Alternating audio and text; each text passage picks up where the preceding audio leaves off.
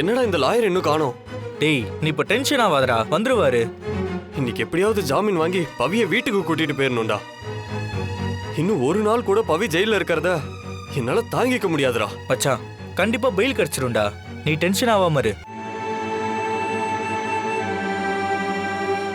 என்னாச்சு சார்?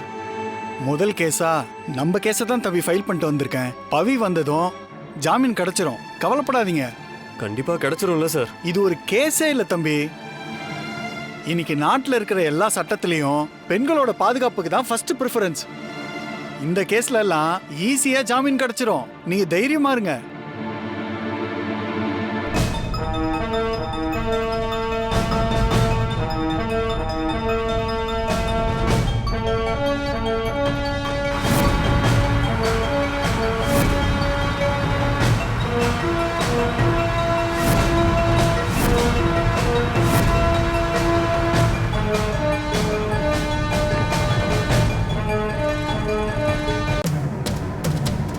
என்னையாச்சு?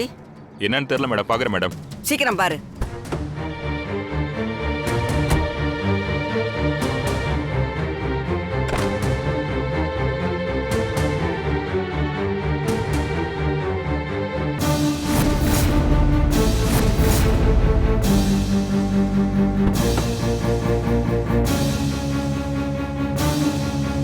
என்னையா புகை வருது?